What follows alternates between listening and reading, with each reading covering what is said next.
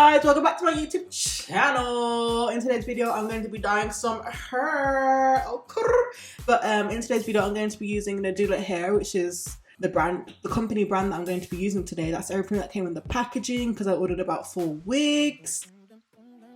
So in today's video I'm going to be using Nadula hair, 20 inches baby, 20 inches 13 by 6. You already know the vibes already. I'm going to be using the water bleaching method in this video, which you guys are going to see. So let's get into this video. So I use about half of the powder packet. If you're from the UK you understand. I don't know about people in the US and anywhere else, but this is the bleach that they actually offer at the hair shop. Then I use the True Zone developer, which is 40%.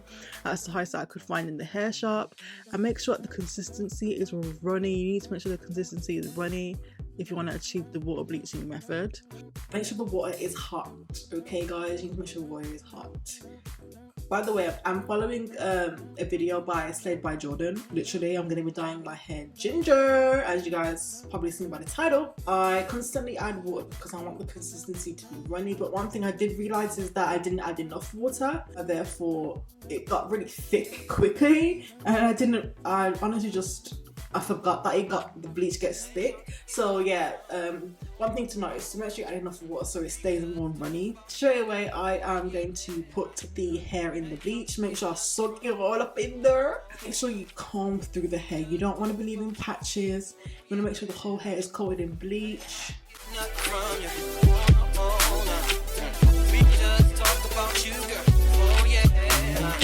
One of the mistakes I did, which I can tell you guys from now, is that I didn't comb through the hair properly. So some parts of the hair bleached more, but then I'm going to need the hair for 30 minutes to sit in the bleach. As you can see, the hair is getting blonde, baby. It is getting blonde.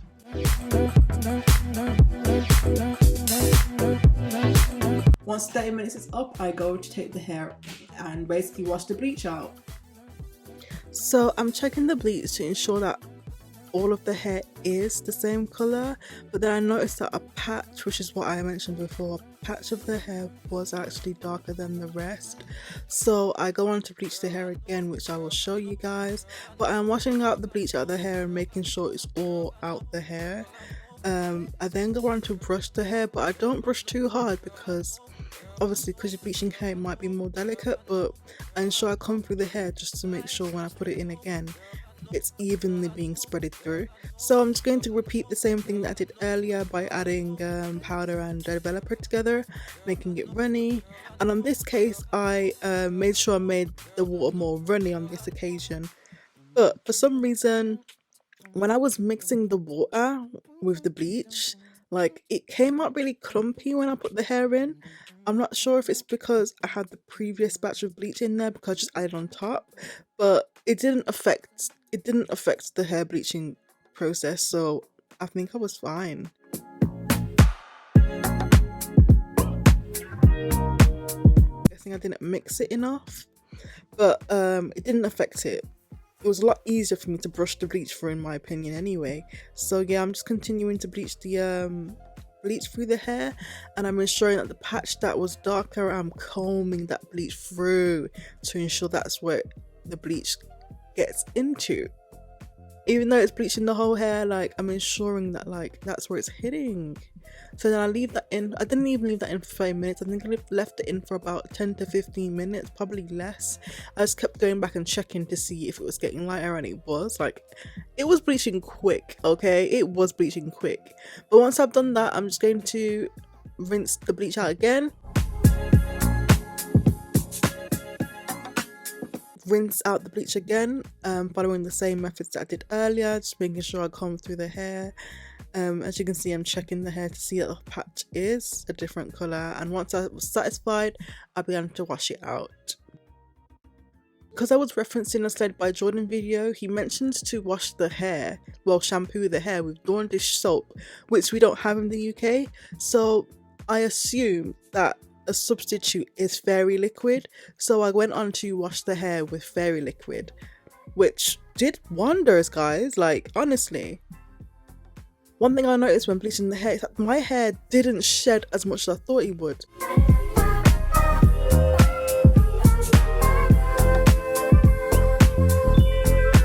look at that color, guys. Look at that color. Oh my god, I'm never ever bleaching my hair the old way again, like ever again, literally ever again. But yeah, I'm just going to shampoo the hair with Fairy liquid, making sure I'm coming through the hair each time as well, because there could be bleach residue on the hair still. So I begin to wash the hair out. Once I've washed the hair out, I'm just looking at it because I'm really gassed with how well it's bleached, and I'm just washing out my bucket because that's the same bucket that I'm going to be using to water dye the hair. So I'm going to be using Cajun spice, cinnamon, and I'm going to be using sky blue. I seen a video on Instagram of a girl dyeing her hair that way, so I decided to copy it.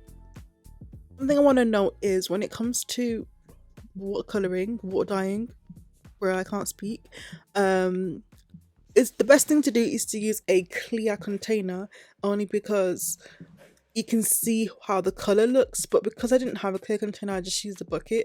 But a tip for that is, if you don't have a clear container and you just use like a bucket that's not really see-through, make sure the shedded hair that you've bleached, you keep it. And you're gonna see in this video, once I've added all the colors into the water, I dip the shedded hair in to see how well the color comes off on it. And girl, let me tell you, that color was popping, okay? That color was popping. One thing to note is that, yeah, the dye actually does stain. Not permanently, please. It did stain the surface a little bit, but once I scrubbed it, it did come out, so that's fine. Now that I've mixed the dye into the water, I'm going to proceed to dip the hair into the water. When I was mixing the watercolor, I made sure I'd use like hot to warm water basically. So I dip the hair in, making sure it gets coated, baby. And then I ensure to comb the color through. It is key to comb the color through because you want to ensure that the whole wig gets the color. You don't want to have the surface of the hair being ginger and then inside looking blonde. You don't want that. You don't want that at all. So I thoroughly brushed the dye through the hair, and guys, honestly, I was so gassed with how well the color was taking to the wig. I thought you would have to need 613 hair. Listen, I didn't get 613 when I dyed the hair, but it was light enough and the colour came out amazing. But next thing I'm going to do is just wash the remaining dye out of the hair, and I think I go on to condition it with a hair mask that I just have in the house that I use in my hair just so it can rejuvenate. Like I said, I'm referencing Slay by Jordan's video, so because he's using stuff that we don't have in the UK, I just substitute it for anything else, and I leave that in the hair for I probably left it in there for over an hour because I had house errands to do, but I made sure that I left the hair in a bag. Once I've done that, I'm just going to wash the conditioner out, as you guys will see, and then I leave the hair to air dry basically. I left it on my heater to dry.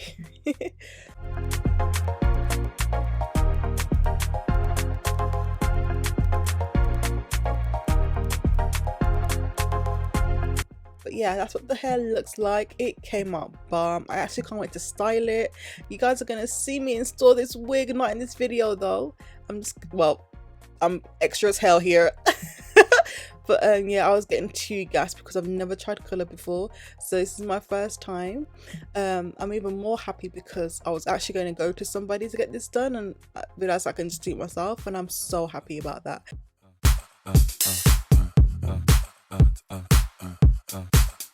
Okay guys, so for this next part of the video, I'm going to be prepping the wig.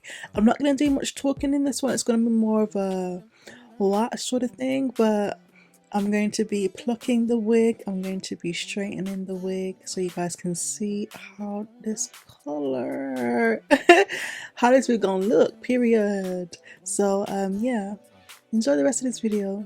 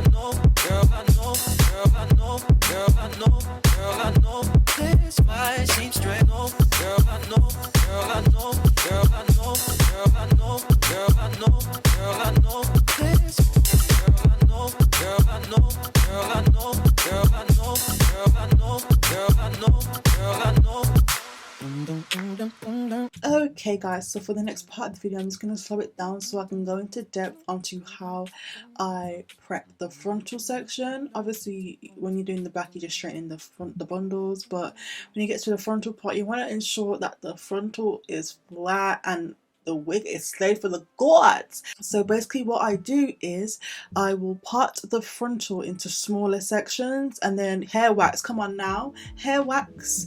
Use some hair wax on that section and then I go in with my ironing comb. Oh, doing that, I'm telling you, your wig is going to be flat for the gods. Oh my god, I accidentally burnt my upper section of my hair but with my straightener, but like there's a random light patch in the wig and I think it looks so bomb because it's not like the majority of the wig is just ginger, it's like a mixture and I really like that.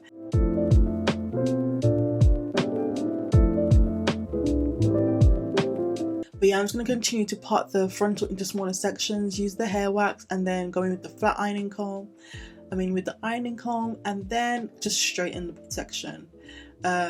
Obviously at one point I do show you guys that like when I get to the section of the frontal that connects to the bundles, I part that section.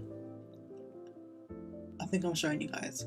Yeah, I part that section on its own, use some hair wax and then go in with the hair straightener to cover the tracks, because that's what you want to do. You want to make sure you part a small section of the hair around where it connects from the bundles to the frontal to ensure that like it is seamless and it's looking good. Like you don't want to do the hair the way that I've just described and then not do that, because you're literally going to have like a, I don't know how to explain it, but you'll have like the frontal sides going down and then like a massive gap and then the bundles at the back. Like I don't know how to explain it.